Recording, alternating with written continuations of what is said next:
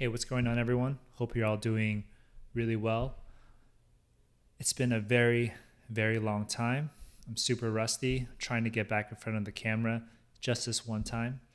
Obviously, I'm not an active content creator. I haven't been making any YouTube videos. If you're watching this, it's most likely you used to watch my videos many, many years ago.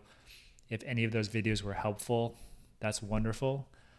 If you're watching this, I just wanted to come back online quickly today, talk casually with everyone here, give an update on where I'm at, what I'm doing personally, professionally, and just I'll start off with that and we'll see where it goes. But haven't practiced this. I didn't even write a script for this, but I'm just going to talk a bit. So I guess the first thing I wanted to do is just give an update on where I'm at right now. I guess both personally and professionally, where I'm at right now. So currently, I'm employed. I work at a company called Datadog. I'm an engineering manager there. I actually just started this year, 2023. So it was new year, new job. But I work at a company called Datadog, and what the company does, it's a infrastructure monitoring company. It's a B2B company, so that means business to business. The customers of Datadog are other tech companies. Like maybe if you're working at tech, maybe you've used the product before. There's also similar products like Splunk, New Relic, but what we do is provide application monitoring or infrastructure monitoring. So everything like logs, metrics, any kind of observability use case, we provide a software as a service platform for that. For anyone that's watching that's not very technical, I can also share the kind of non-technical explanation of the company that they told us at orientation. But the best analogy that they told us to use was that Datadog is kind of like a car dashboard, where when you look at a car dashboard, you see the gas, is it empty or is it full? Is the engine hot? How fast you're going? You see all the important data in one nice dashboard in front of your wheel without really knowing what's going on inside your car. So essentially, we're the car dashboard for complicated computer systems. So there's a lot more about the company. The company's actually quite big. I'm learning a lot more about it myself, but that's where I'm currently employed, and it's been good so far this past year. I guess I can talk a little bit more about my specific role in the company. I'm an engineering manager of a small team. So what that means is I just lead a small team of engineers.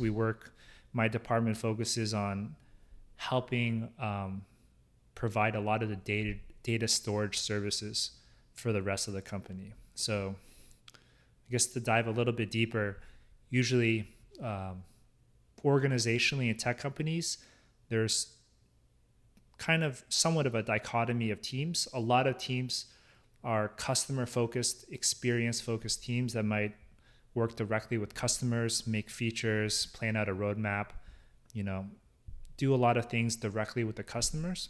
The customers being the other people, the other businesses that are paying the company. So I call them customer or product teams.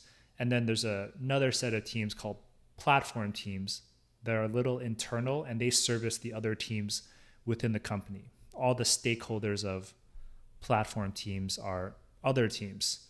So usually if you work in a tech company, you're either on a product team working directly with a customer, or you're somewhat a little below that on a platform team where you're assisting the product teams. And usually in that platform category, you have some infrastructure teams.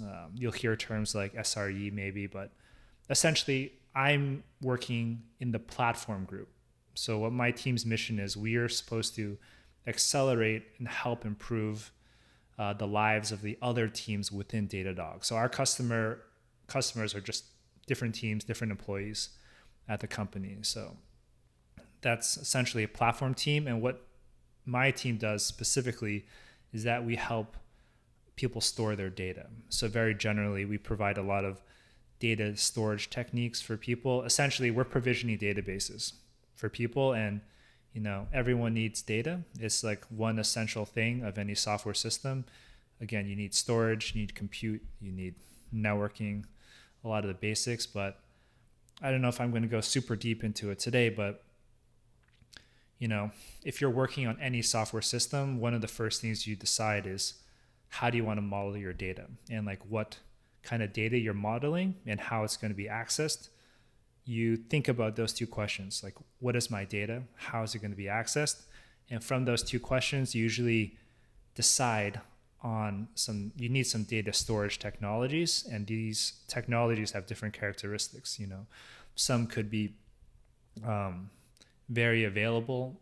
Before I go into that, a lot of these data storage technologies have a lot of characteristics, but depending on your need, you might need different data storage technology. So what my team does, or the department I work for, is we have a catalog of data storage technologies. And more specifically, we use a lot of technologies like Cassandra, Postgres, Foundation DB, custom stuff, a lot of different databases that you all might have worked with a lot, and they all have various characteristics, but we help provision and manage these services that are essential for the various product teams that are building the features for the customers. So I can get more into that too, but essentially that is what I'm currently doing. I'm an engineering manager in a platform team at Datadog that's specializing in providing data storage technologies to other teams. All right, so hopefully that makes sense. So that's what I'm doing professionally at the moment. Personally, I still, for anyone that I think, if you followed my content, maybe you've also been tracking where I've lived over the years, maybe, but I still live in the New York area. More specifically, I live in New Jersey with my wife. I am married. We've been married almost 3 years now. Yeah, so I met my now wife when I was still in New York City. We started dating, obviously, and she was working in New Jersey. I was also kind of in the mood of leaving Manhattan. I was just probably did not want to live there too much longer. So it just kind of worked out, and moving out there made sense. It was in the middle, and now I live out there. We have a house out there, and it's nice. I still work in the city. Datadog's headquarters is actually still in Manhattan, so I have a hybrid kind of work setup, but I live in the mid-burbs. So what is the mid-burbs? But this is a phrase my good friend Matt coined when he visited me. But the mid-burbs it's not quite the city, it's not quite the suburbs, it's just somewhere in the middle. So I have a house, I have a tiny lawn, some bushes that I have to take care of. It doesn't take that much work, but I'm still right next to my neighbor. Like if you look out the window, my neighbors are right there, arm's distance away. So it's not quite a big suburban single family homes with nice big lawns. It's not like that, but it's definitely not New York City. So we call it the mid-burbs. And that's where I currently live. So I live, I guess, the New York area, New Jersey. New York, it's a huge area, lots of boroughs. People live all over the place besides Manhattan, but I don't live in Manhattan anymore. I think last time I was making videos, I remember still making videos in parks somewhere around the city. I used to live in the Chinatown, Tribeca area, and just would either make videos in my apartment, in my studio, or randomly in alleyways around the city. So yeah, that's kind of where I'm at right now. I'm married, live in the mid-burbs of New Jersey. I work at Datadog, and that's honestly, for anyone that's listening, that's exactly my setup at the moment. So that's kind of where I'm at. Let's see, what else would be useful? But yeah, another thing I think I could talk about. So that's kind of my most recent update. You can stop watching it here if that's all you are curious about. But I'll kind of go on to also talk about, every single kind of transition I've had, big transition I've had briefly from school maybe all the way up till now. I'll give a abridged version, and if you're interested in hearing any more details about any part of this, I'll be happy to share that as well. One second. So let's see, where do I start? I went to school in Pittsburgh, Carnegie Mellon University. It's based in Pittsburgh. I majored in electrical and computer engineering, and that's kind of combined like that. It's a mouthful. And even if you choose electrical and computer engineering, there were like 5 or 6 different specialties that you could take. You could be more on the electrical side. You could go into signals and systems. You could do computer architecture stuff. But it was a very broad major. And CMU is also quite loose. A lot of people in my degree, I'll call it ECE, Electrical Computer Engineering, take a lot of courses from the computer science department would meet our requirements. So a lot of people would just dabble, take a lot of CS courses. CS students would take some ECE courses and stuff like that. So my college background, I guess my training, so to speak, was electrical computer engineering.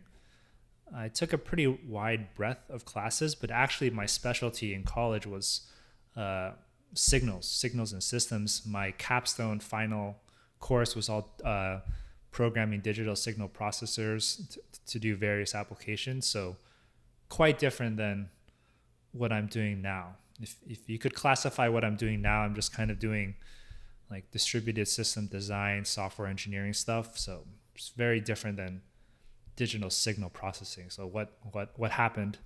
How did I get there over many years? But so electrical and computer engineering, that was my major in college. I also got a minor in biomedical engineering that I used none of, but it was pretty fun.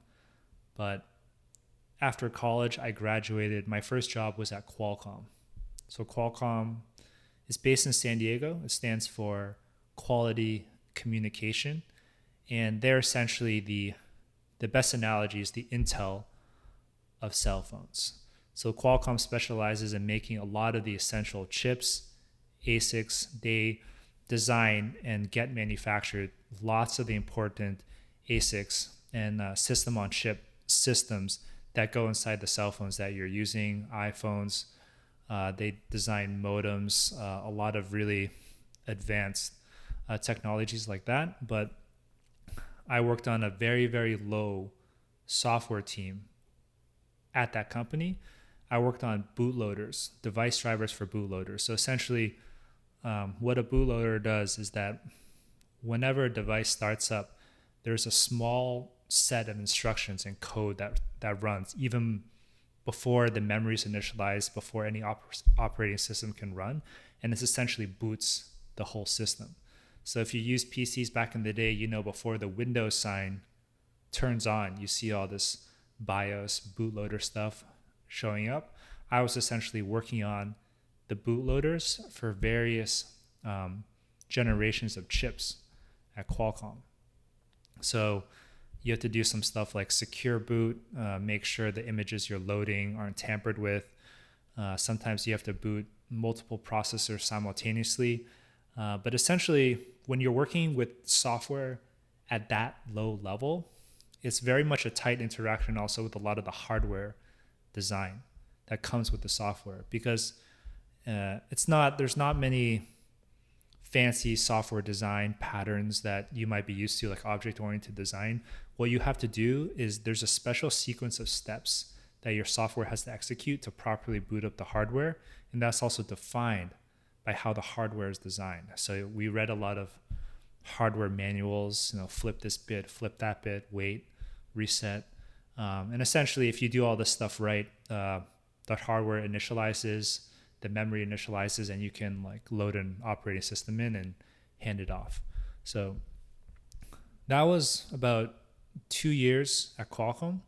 It was fun, wrote a lot of C, learned how chips work, which was fun. A lot of ARM instruction set architecture stuff. So that was 2 years at Qualcomm, and I think I eventually transitioned into a different team because actually when you're working that low level, you don't have a lot of feedback. Like Qualcomm releases one chip a year or a family of chips twice a year maybe. So you write all this new, or I would write all this new code. There's nothing visual about it. The benefit of this is the cell phone starts, and that's about it. So I was always interested in trying to get a little bit higher in the stack. So there was another team at Qualcomm that I found that was actually really ahead of its time, but it was in the research and development group at Qualcomm, and the team was actually building a whole development kit around neural nets. It was actually quite ahead of its time, just not executed very well, unfortunately. But it was actually really cool team starting. They were actually building specialized software and also a specialized hardware to simulate neural networks. I think Qualcomm had acquired this other company, a small team of scientists like Brain Corporation or something. So they had, hired all these scientists, like neuroscientists, who can actually like kind of model these complicated, multi-layered neural networks. So they hired the scientists. They thought they could couple those scientists with also a lot of engineers, both hardware and software engineers. The hardware engineers would design kind of custom FPGAs to kind of run and execute these neural models extremely fast. First on an FPGA, if you don't know what that is, it's kind of a field programmable gate array. It's a mouthful, but it's a general piece of hardware that you can kind of program in specific ways to suit a specific application. For example, maybe it's like a neuroscience application, or maybe it's actually a signal processing thing. It depends, but it's kind of like a flexible hardware, if you will, which is pretty cool. And eventually the progression out of FPGA is that they would eventually design a dedicated piece of hardware, a dedicated chip or ASIC that could simulate neural networks, specifically well. The hardware is designed for that. So that was the intention. I think I left before that actually came about, but when I was there, they were still doing FPGAs. So there's a set of hardware engineers, and pairing with the hardware engineers, they wanted a nice software experience to create the models and run these simulations. So I was part of that software team, so kind of was able to interact with some scientists and hardware engineers. It was a really fun experience, but we developed this neural network SDK to help the scientists really develop these models. So one thing I worked on too was when you simulate these networks, a lot of the neurons, at different steps of the simulation, some neurons would fire, some would not fire, and actually you have to persist that information in essentially a log, and you just had to persist that data somewhere so you could go back and analyze how the simulation went.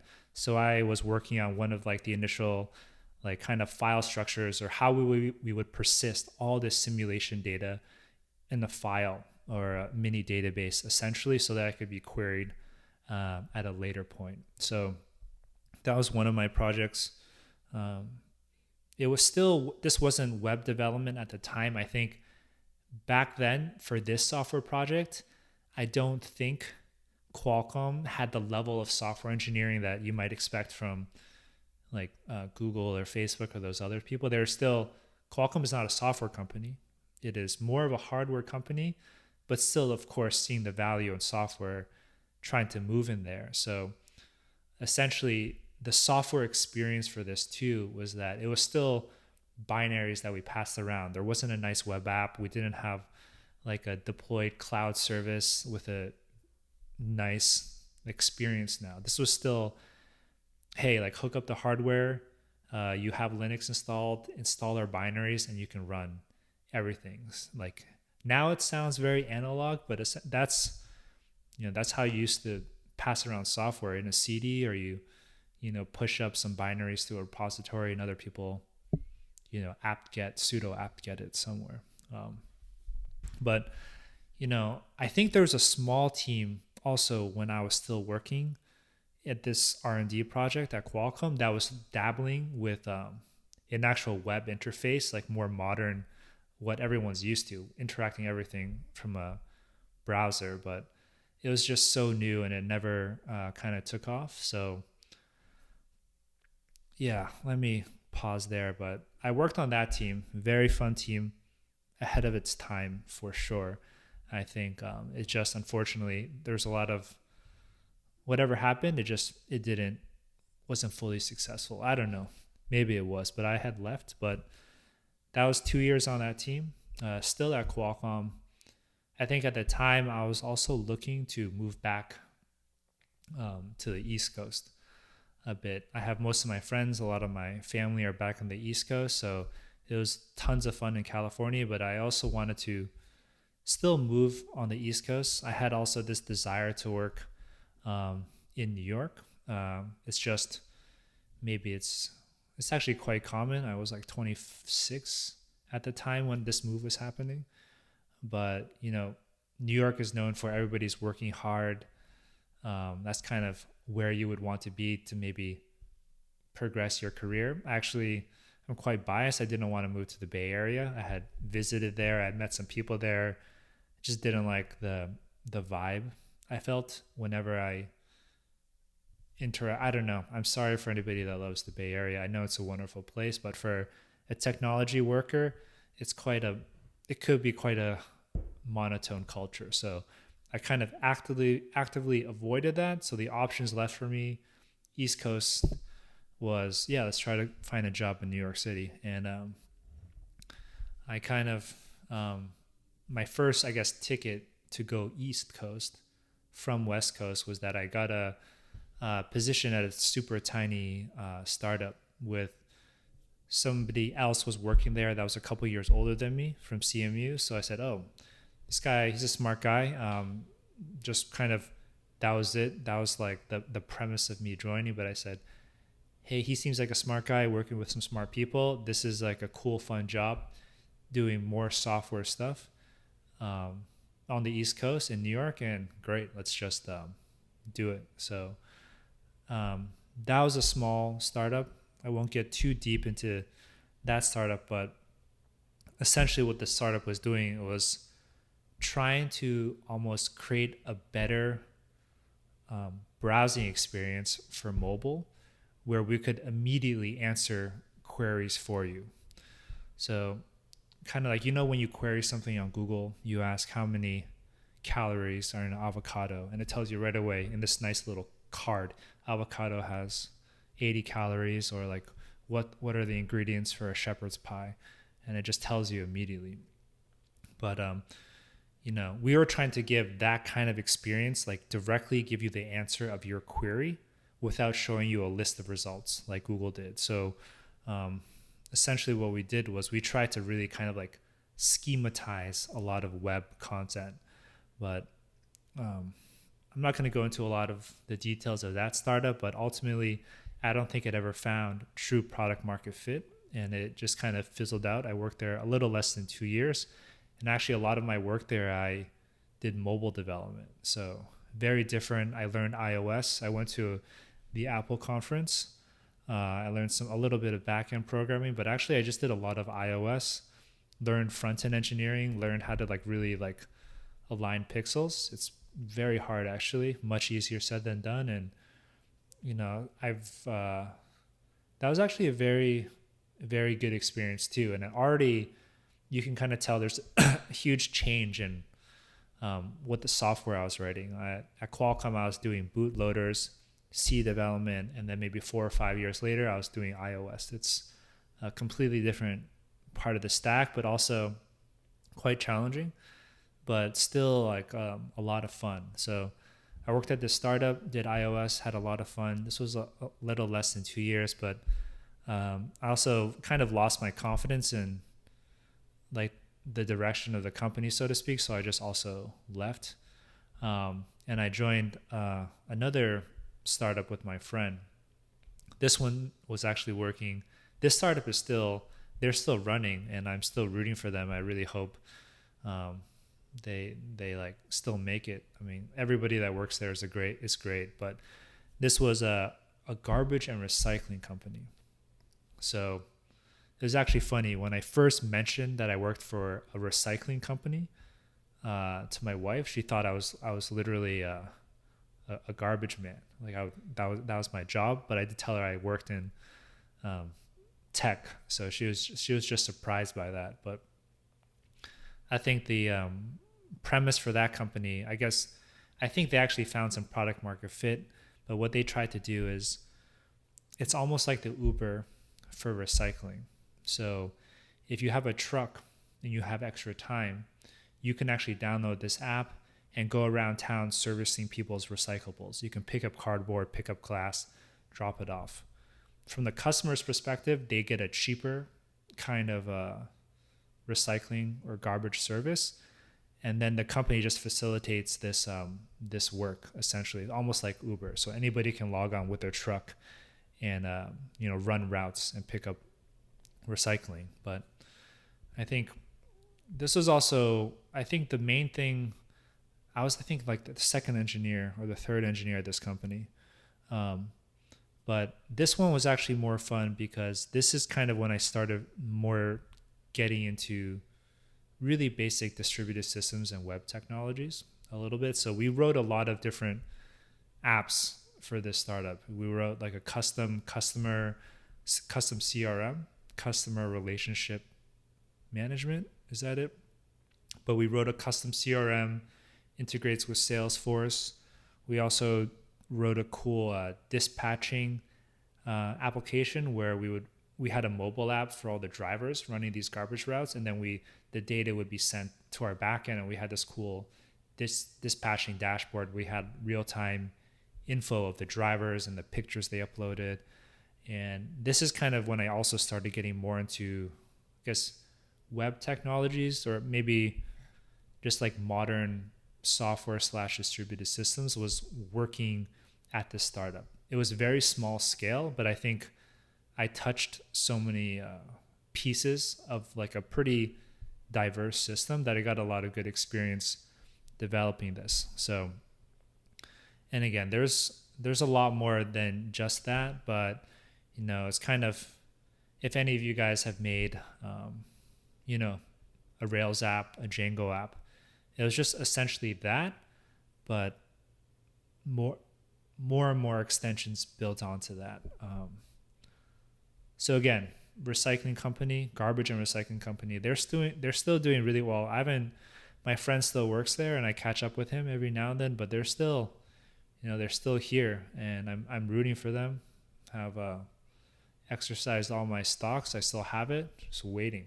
So please let me sell those one day. But anyway, that was a great experience. But I think the one transition I had from that company was they actually wanted to move their headquarters back to Pittsburgh because a lot of the founders are from Pittsburgh. I think they didn't see the value of being in New York City any longer. It wasn't kind of benefiting them as a company, and it was just really expensive. So I think they made the right call. They just wanted to move their headquarters over to Pittsburgh. And like during that move, they also asked everybody very honestly, are you willing to move to Pittsburgh or not? And I've already spent 5 years there at CMU, and I think Pittsburgh's great, but I just wasn't prepared to kind of move there for this position again. So it was fine. I decided, hey, I'm not going to move over there. I'm going to stay in New York City, look for a job. And yeah, so that was the main reason. And then at the time, this is my second startup. I think this one was also about 2 years or so. So I worked at 2 different startups. Both didn't have maybe like the longevity or permanence I was kind of hoping for. So I was looking for something a little bit more stable, but not like maybe something more stable, So that was actually the time I was interviewing for a lot of big companies. I interviewed for Amazon. If you watch that video, my Amazon interview rejection video, that was that point in my life. I was just interviewing a lot, I really wanted to get that job. Didn't get that, but eventually I landed at Squarespace, which was medium-sized tech company, and still, yeah, a private medium-sized tech company. And I think that the offer at the time was pretty good, and I also still thought it would be a good experience for me. So I decided to work there after this recycling company moved to Pittsburgh. So um, let's see. I think Squarespace, for anyone that doesn't know, it's they're in the Super Bowl. They make a lot of commercials there, but they're a website building company. So that's what they're known for. The team I was on was actually doing e-commerce for as an extension to website building. So their main bread and butter product was website building. But if you pay more money, you can also get e-commerce features. You can take payments, you sell your goods, you can fulfill orders, and we would build cool integrations. But essentially, we were just trying to Shopify is the leader in e-commerce, so we were almost like a mini Shopify inside Squarespace, trying to provide that functionality for the customers, because e-commerce is definitely, and still is, I think, still slowly trending. Maybe accelerated a little too much by COVID, but I still think like e-commerce is where a lot of people still shoot for. So I worked at Squarespace. I actually worked in that e-commerce department for the whole duration that I was at Squarespace, which was like 5 years, over 5 years. It's quite some time, but that was my first taste in like kind of real software at scale and trying to make it as reliable and robust as possible.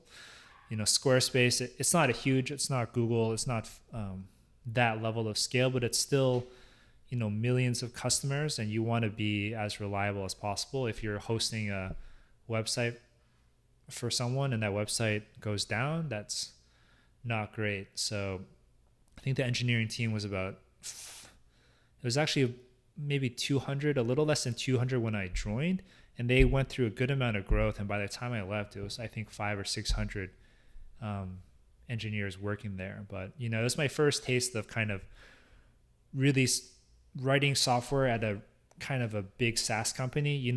I was working at these two startups, right? Like, even though I was doing a lot of stuff there, it's nowhere near the level of trying to provide a real software as a service. So I think many of you, everyone watching, might work in a tech company. If you work on a SaaS, you have on-call rotations, you have incidents, you have retrospectives, you put a lot of emphasis on various migrations, but it's a lot of higher scale software development that I got exposed to at Squarespace that I wasn't exposed to at these small startups. And that's kind of also where I learned a lot of basic like microservice. I got more into like design and architecture and working on these systems. And I think it's a good experience too. And that was kind of, I spent 5 years at Squarespace with a pretty classical progression, like an engineering, senior engineer. Then I was a team leader. Then I started team leading a couple teams. And by the time I left, I was actually managing a pretty decent sized group there. So had a good taste of almost like every flavor of got a good taste of a lot of different roles at a pretty big software company. So spent 5.5 years there, but towards the end, I was also, again, after that much time, I was also looking for a transition.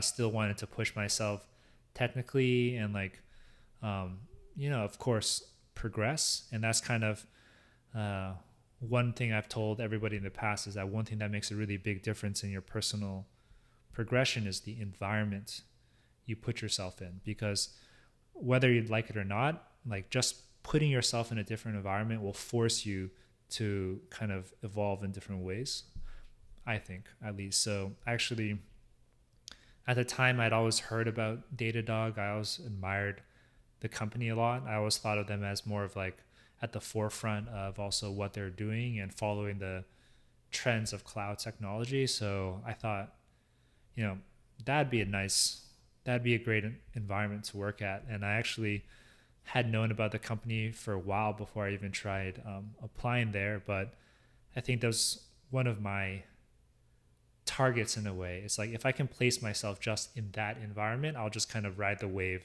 and progress as that company progresses. And that was my I guess strategy with that too. And frankly, I just saw a lot more potential in, I guess, Datadog than like what I was actually currently doing. And it was also a good time for me to change anyway. So yeah, I guess what time is it? Crap, it's 35 minutes, but that kind of leads me from college all the way to where I'm at right now. So that was a mouthful, but I think I'll stop here because this is getting quite long. But, for anyone that's watching or still watching, if helped you at all in my previous videos, that's wonderful. Again, if you're watching this, I'm sorry, not planning to make any new videos. I'm not an active YouTuber, but if you want me to talk about anything specific, if you have any specific question or want me to talk more deeply about any experience you heard about here that might be interested, just drop a comment, and I'd be happy to share a little bit more with you. This is not that difficult for me to make. I can just talk in the camera, but I'm happy to share. I'm not sure I'm ready to like teach more lessons on tech stuff. That needs some more preparation, but if anyone wants me to, talk about anything in more detail, or just you have any questions whatsoever, please drop it in the comments. I'll try to respond, or maybe I'll make another video answering those questions. But anyway, I'm getting a little short of breath here. So everybody, I hope you have a wonderful weekend, have a wonderful day. If you're working at a tech company, please sign up for Datadog. And with that said, I'll just catch everyone next time. All right. Again, please, you don't have to like the video. Just drop me a comment. Let me know how you're doing. And take it easy. So see you later.